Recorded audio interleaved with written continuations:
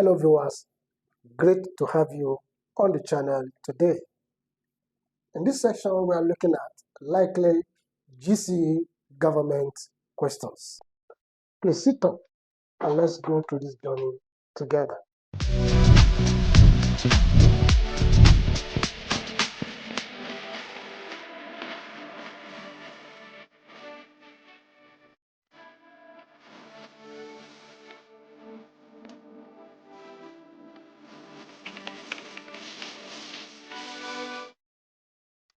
Which of the following is not a purpose of election? Which of these is not a reason for conducting election? That's what it's saying. Political recruitment into political offices? Yes. Rigging? Haha. Exercise of franchise? What is franchise? Suffrage, the right to vote and be voted for. Legitimacy, that is, accepting or giving mandate to a government. So the only odd option here, out, is option B, rigging. We don't conduct election because of rigging. The next question. Impeachment and veto powers are features of course, now you should know this one. We did an extensive discussion on system of government, and each one of these were dealt with. So the answer is presidential system of government. In the presidential system, you impeach the president for any unconstitutional offense, okay? And then the veto power is also given to the executive, which is being used by the president under the separation of power and checks and balance. Option D, presidential system, is the correct answer. A system of government where the component units are stronger than the central authority is known as what? Confederation. In a federalism, what you have in federalism is sharing or division of political power between the central authority and, of course, the component units. The component units could be regions, could be states, and local governments. All right? But federalism has to do with what? Land ownership. Primitive system of government. Where fascism is when the leader is above the law. Autocratic government, a tyrant like Adolf Hitler, who introduced it in the 1920s. So confederation is where there is sharing of governmental powers in such a way that little power is given to the central government, central authority, while the biggest power is given to what? To the component units. The implication is that the sovereignty of that state rests with the component unit. At any point in time, any of the units who is no longer satisfied with the arrangement can secede. The word secede means can break away. Okay? Very well. So the correct answer there is confederation or confederalism. Option B is the correct answer. The next question. A government headed by a person elected for a fixed period of time is called republicanism. Look at the word republican. Republican simply means rep, public. That is representative of the people. That is a republican government. Option C is the correct answer. A military man is not elected. Most monarchs are not elected to office because it's through inheritance. All right? Very well. So, the next question. The standing committee of legislature is one. You know, in the National Assembly, like we have in Nigeria, legislature is called National Assembly in Nigeria, Congress in US, Parliament in UK. All right? Very well. So in the legislature in Nigeria, the National Assembly, what they call the standing committee. This standing committee were members that were appointed to different areas for specialization and for effective management of of activities. So we have standing committee on finance, standing committee on sports, standing committee on agriculture, in their order, and so on and so forth. Are you with me? Very well. So whose members stand while deliberating? This is funny, you know, which means they are standing up when they are discussing. That has statutory responsibility? Yes. That perform ad hoc function? No. What is an ad hoc committee? An ad hoc committee is a special committee set up by the National Assembly to attend to special matters. For instance, if they are discussing anything has to do with health, okay, they could invite some doctors and some nurses and some matrons to try to discuss that matter and advise the National Assembly or advise the Standing Committee on health. Are you with me? Very well. They have legislators as members. Of course, legislators are members in the first place. So the answer is what? They have statutory. The word statutory means they have assigned legal duty. Assigned legal duties. Okay? They have assigned legal duties. So option B is the correct answer. Okay? So we'll move on to the next question. Where the Constitution is supreme, unconstitutional act of the executive and legislature can be checked by the court through. Now, when the Constitution is over and above all, the president is under the Constitution, the Senate President, National Assembly, everyone is under the Constitution. That's over and above all. So when there's unconstitutional act, in other words, an illegal act, an act that is outside the Constitution, when it happens, what will the courts do? Remember, the court is the what? The judiciary. Okay? What would they do? They recall. Can you still remember recall? Recall happens in the legislature. When a member of the legislature is no longer satisfying his constituency, the constituency can recall him, bring him back, and replace him with another person. Judicial review. Judicial review is a special power given to judiciary to check the executive and legislature under checks and balance. Vote of no confidence. Vote of no confidence is practiced under parliamentary system of government, where when there's unconstitutional act by the prime minister is voted out with all his ministers. And then there'll be what? A new election for a new government, particularly the shadow government, the opposition party. This was impeachment. Impeachment procedure is not in the judiciary. It's likely going to end in the judiciary, but it starts from where? From the National Assembly, which is what? The legislature. They place impeachment notice on the president, and the president can go to the court to challenge it or to seek for what? For freedom. All right? So the correct answer here, the court, through what? Judicial review.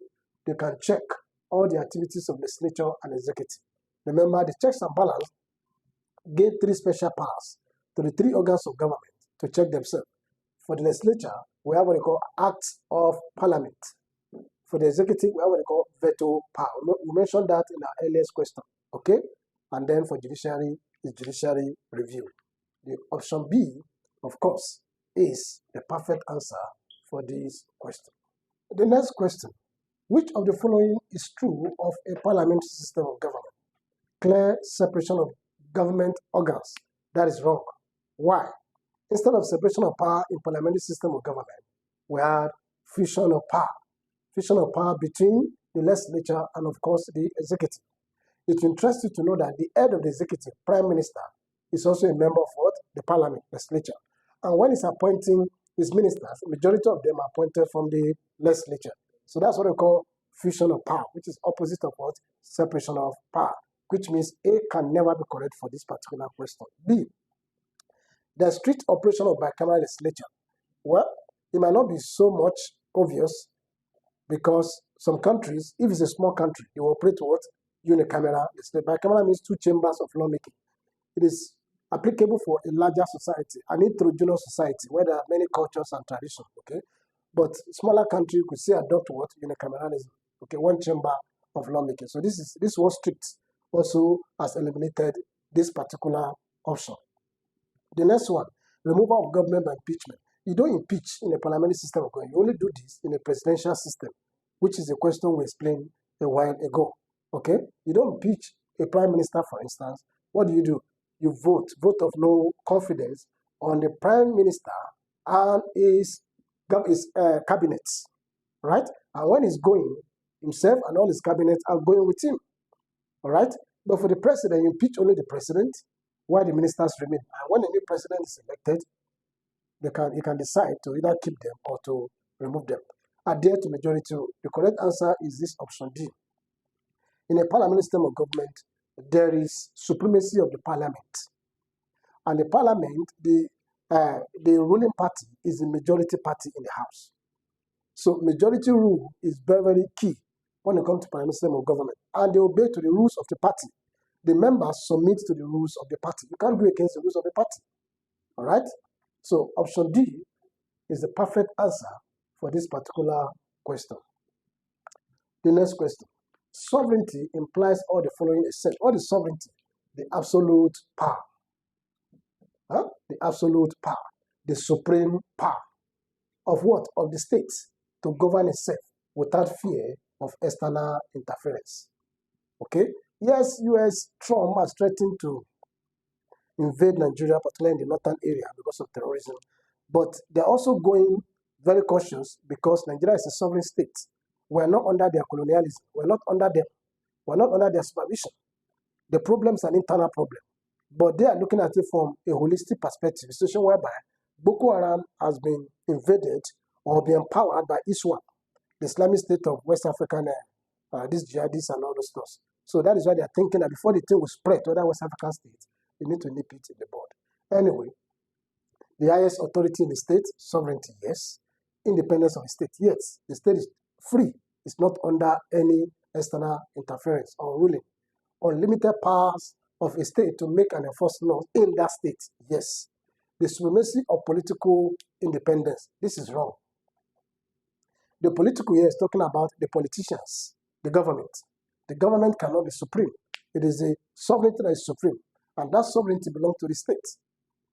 It is the state that gave it to the government to use it on behalf of the state, and that belongs to the people, not the government.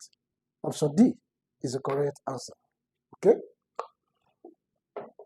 Now let's see the next question. The rule of law is limited by, and the rule of law was discussed by A.V. Dyson in 1885, and he gave three interpretations to that rule of law. He said the law of the state is supreme.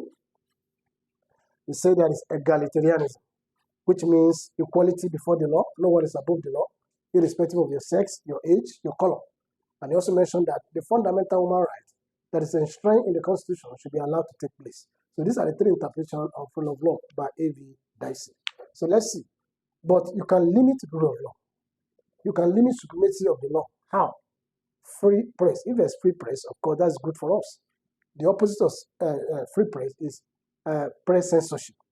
When there's press censorship, you are limiting the fundamental human right of the people to express themselves in their society. Okay, so A is good to go. Diplomatic immunity. Yes, the diplomatic immunity, which means that an ambassador or high commissioner in a country cannot be arrested for whatever he does. The best you can do is to report such person to his work, to his country, and his country will take care of the matter. All right? So diplomatic immunity can limit equality of the people.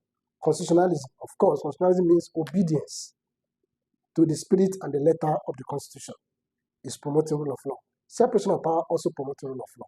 The only one that is not promoting rule of law, that is limiting it, is diplomatic immunity.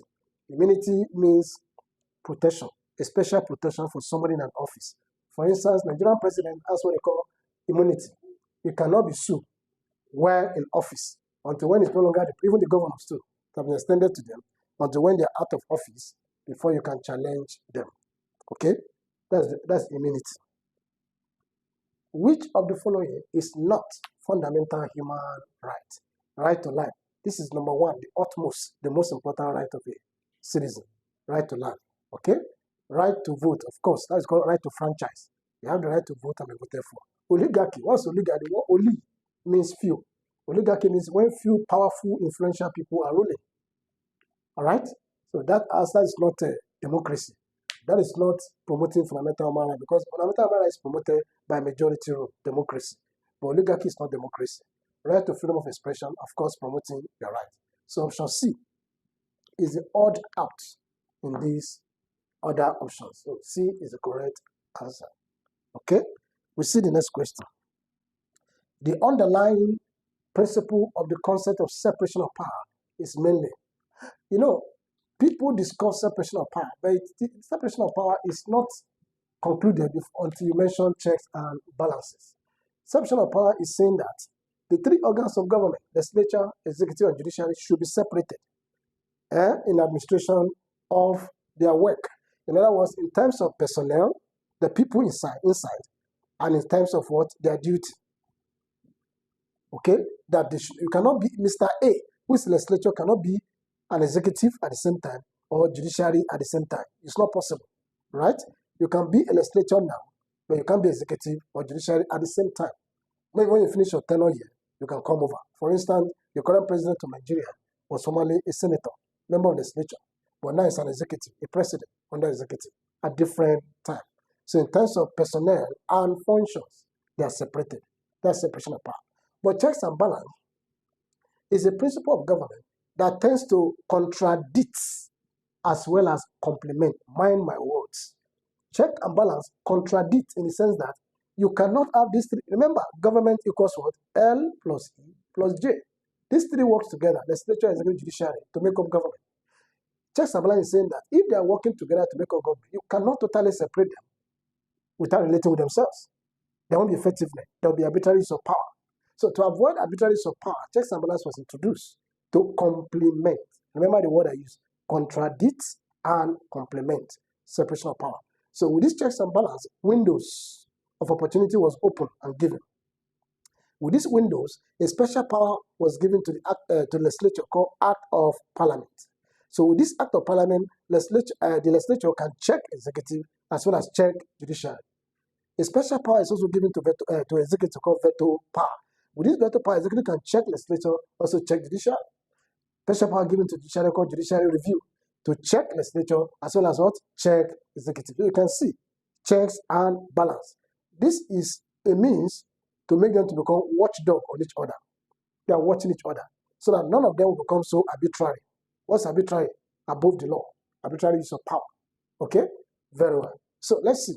The answer here, of course, from all my explanation is C, to prevent arbitrariness. The next question, what is commonly referred to as association of government and governed?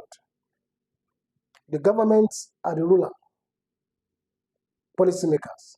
Then the governed are the people, the citizen.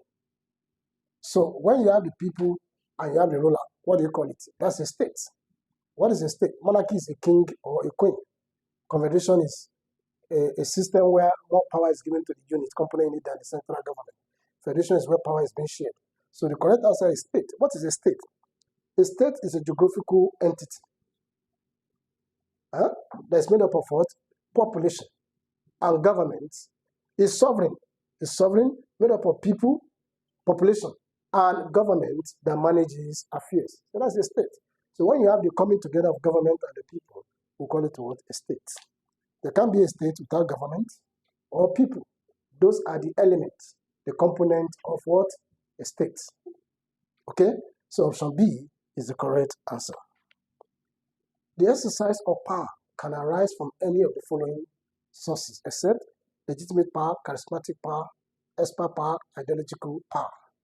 Well, this is talking about power. The emphasis here is power, not authority.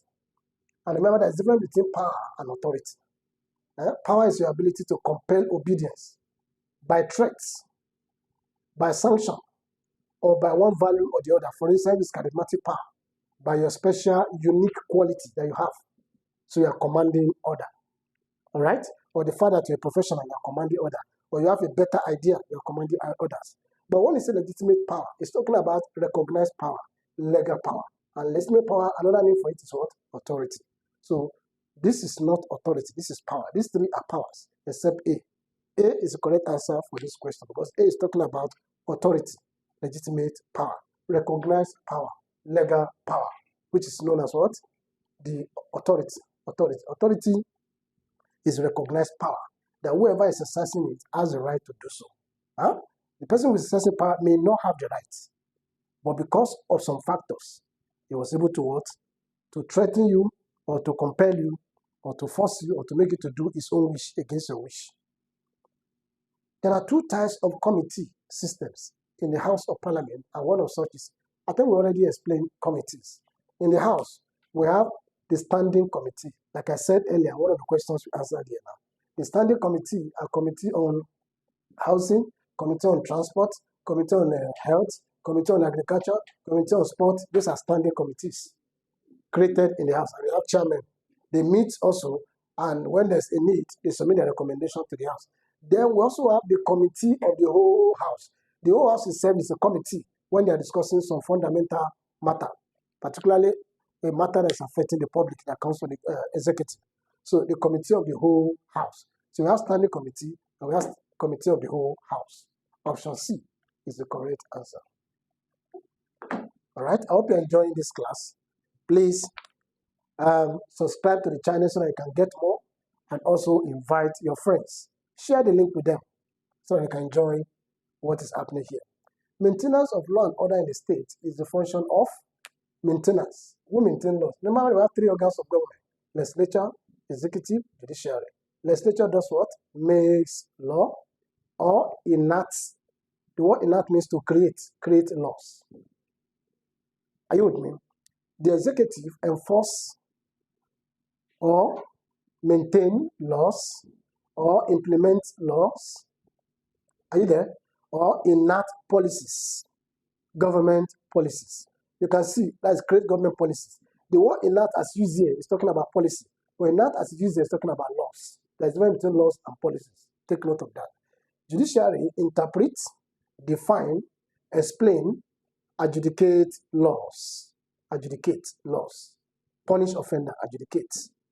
Are you with me? Very well. So from here, which one maintain law and order? Who maintain law and order in the first place? Police. And police is a branch of what? Of the executive. Are you there? So the executive arm of government. Even looking at the options, is more appropriate because it's stated it fully. Option D is the correct answer. Okay, let's see what they have for us for the next question.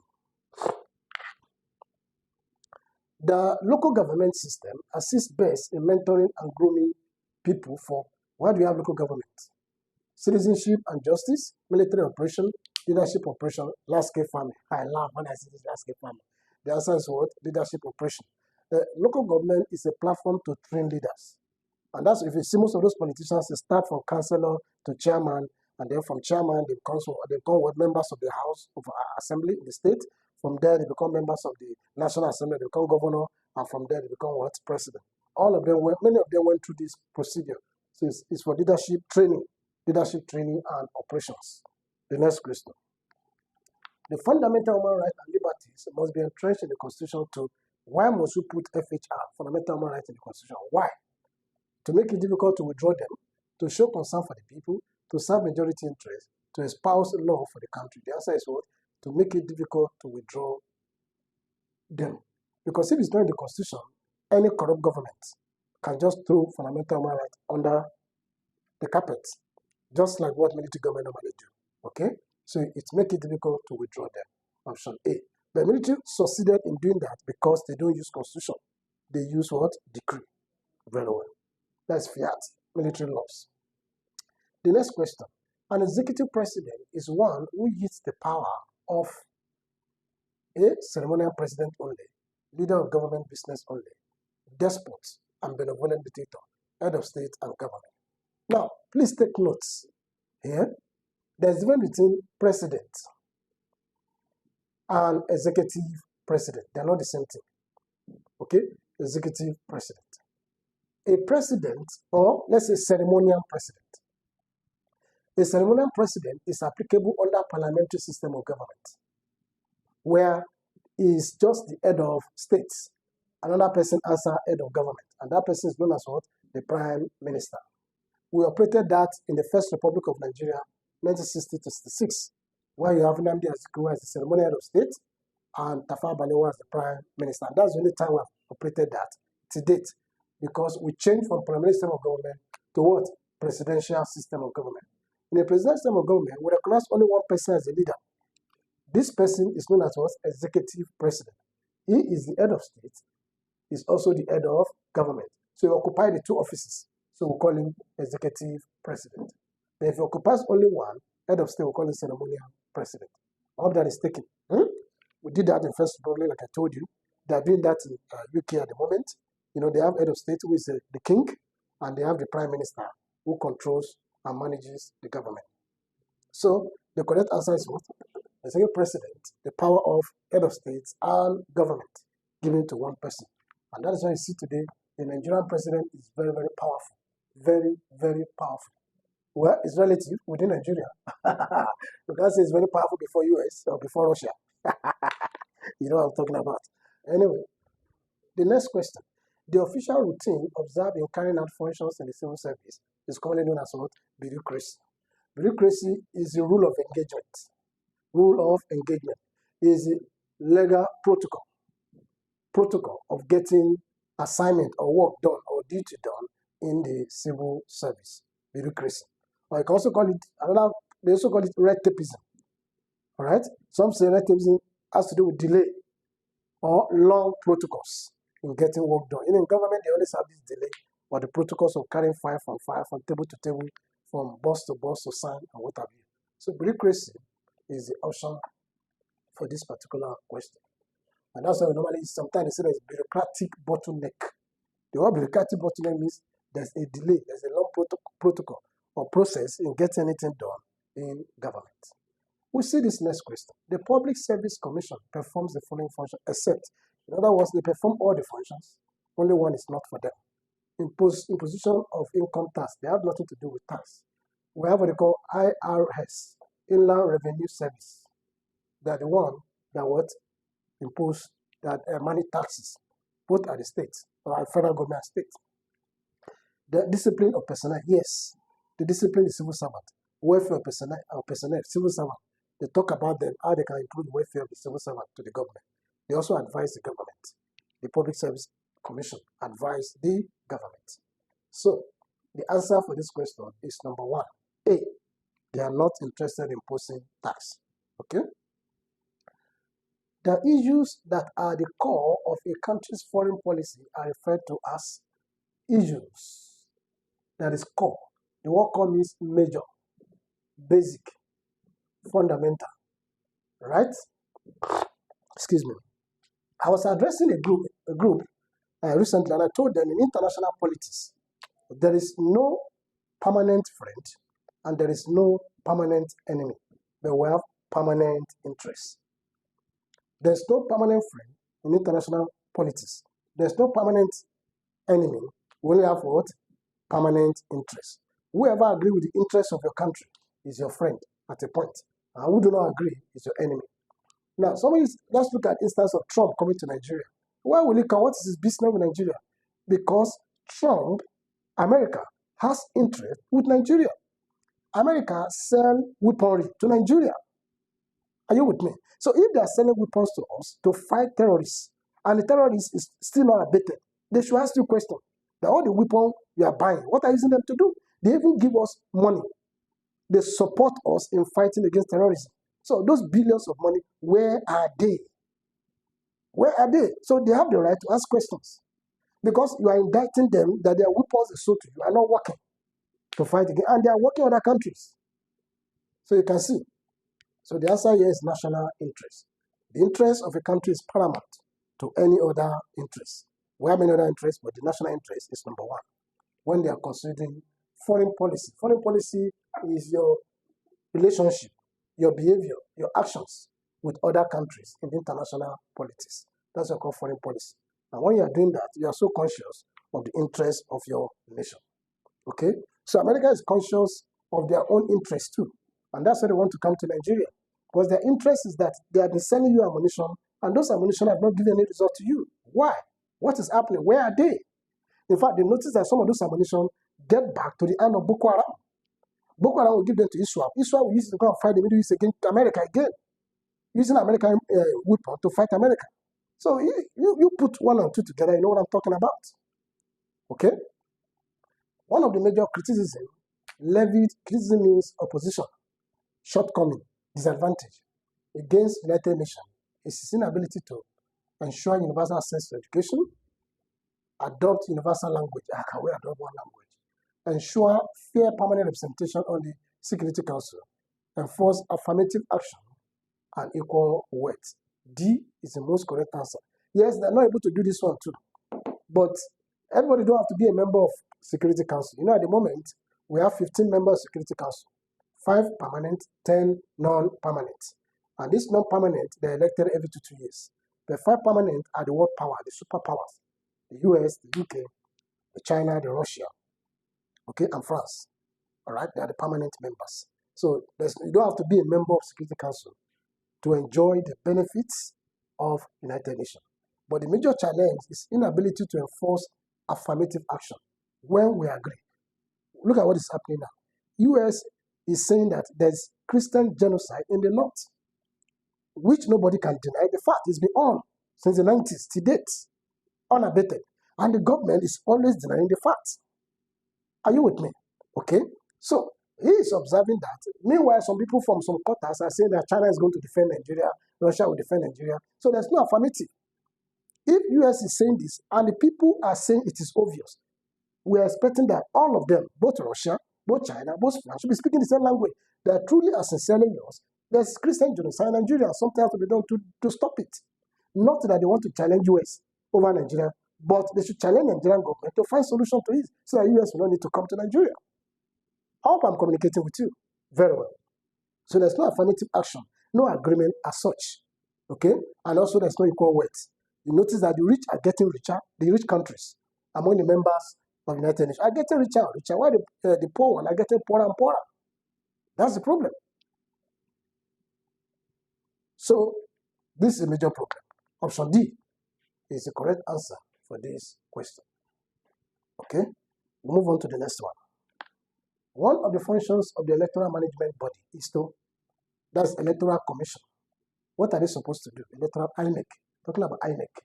If it's in the states, like Lagos State, you call it CINEC, State Electoral Commission, or something like that. Okay? State Independent Electoral Commission, SIEC. But for national, INEC. So what is their functions? Interpret electoral laws fairly. Yes. There are laws that guide elections. There are rules of engagement, rules and regulations on how to go about elections. It is the duty of INEC to explain it to the people. By doing that, I cannot say yes or no. Okay? Look for external sources beside the government for fund its operation.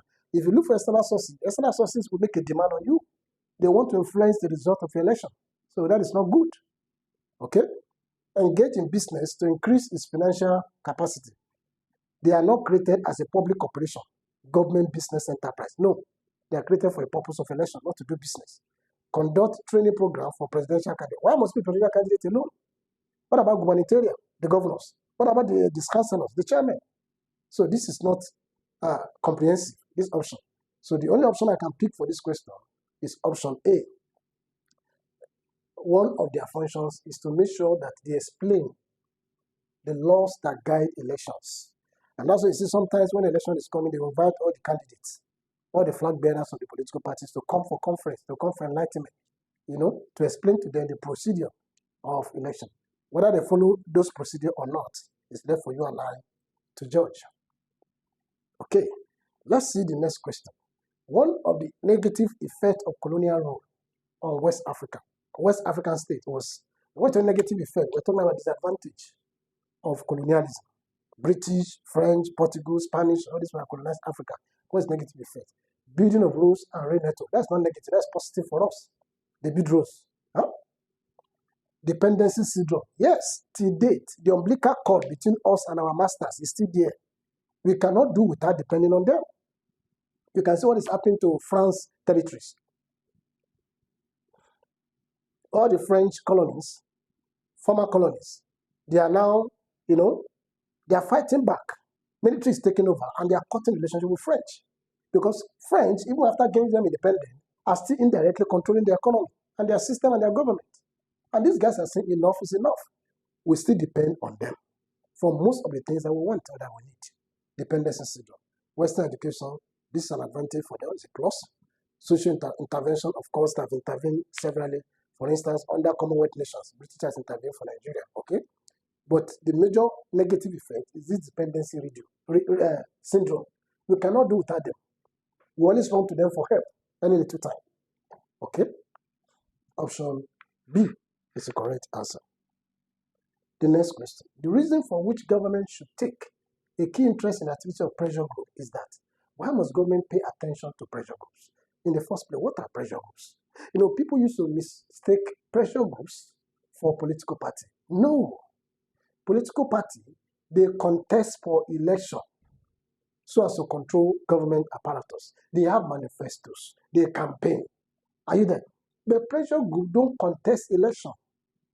Pressure group only try to influence government in the direction of their members. And mind you, pressure group is not even fighting for everybody in the society. No. They are fighting for their own members. And that is why many people call them what? Interest group. Okay? Because they are fighting for the interests of their members. And some who want to use a derogatory language will say they are selfish group. Because they are fighting for themselves, not for everybody. Okay, but why must government pay attention to them when they are crying or when they are struggling for something? Why? Force coalition among political parties for election, blackmail political leaders, provide valuable feedback on government policy and programs, dictate the path and direction for government programs. The answer is C. Their agitations, their complaints could be a very good platform for the government to get feedback on our policies and our programs. In other words, this is what people are thinking about what you are doing. For instance, people are starting agitating concerning the new tax policy that is coming to take effect in January 2026. Whether government is listening or not is what I don't know. If you remember the same thing for fuel subsidy, when it was suddenly removed by the president on the day of his inauguration, people agitated, people complained. Did they listen? No, that's not democracy. All right? And are not palliative until later when things have gone out of hand. So the correct answer is option C. The next question. The best way to keep the military at bay from interfering in politics is by ensuring effective control of their day-to-day operation, their inclusion in government, IP rights for every year, good governance. The one and surest way to make sure that military remain their back, to make sure that they are not interested in politics, is to give us good governance. Do what is right. Meet the needs and the yearning and aspiration of the people. Make the people happy. If the people are happy, they are the one that will revolt against military if they come. The politicians are not doing that. They're not giving us good government. It's like with story upon story upon story. We have manifestos, program, agenda during their contest. At the end of the day, nothing will be done. They build one road for how many years? They're just interested in election. After 4 years, another one. After 4 years, another one. Nothing to show for it. All the roads are bad. The educational facilities are gone. The university system are not working. Has to go on strike virtually almost every year. These are the issues. No good governance. And that's what used to invite those military to come and take over from them. Remember the still controversy of whether there was a military intervention, or there was a military coup last month or not in Nigeria against the current government. They are trying to deny it, but it's obvious. The Commonwealth of Nations is committed to one of the following principles. What is Commonwealth of Nations? The Commonwealth of Nations is an association of the former British colonies. That is, those countries that were colonized by Britain before. Nigeria is one. Only America. You remember America was colonized by Britain? Yes. I think they got independence in 1775, then about 1776. But only America refused to join Commonwealth nation. So now they come together for what purpose? Human rights and democracy, supervise political activities of member states, draft constitution for members, no, finance budget of members, no. For human rights and democracy. Human rights and democracy, which is freedom of the people, interest in the people, defend the people's rights. Okay? The next question. A public declaration of policy and aims, especially one issued before an election by a political party or candidate. I've said that over and over again today. Manifesto. Manifesto is the agenda, the blueprints, the plan, the policies of the political party. They are coming to give to us when they are campaigning. They will tell you, we'll build roads, we'll build this airport, we'll build this, students will get free money, free lunch. They will give you heaven and earth promises. But what has happened over the years? Story. So manifesto is the agenda of political party. Option C is the correct answer. As we draw closer to the end of this session, which of the following best describe popular sovereignty? When you say popular sovereignty, that is the people's power. People's power, absolute power to decide who becomes their government. The will of the people. To decide that in election, I am giving my mandate to this person. This is who I'm voting for. That is popular power, sovereignty. Legal sovereignty, political sovereignty, that's another name for it. Okay? The will of the people being the source of power, yes.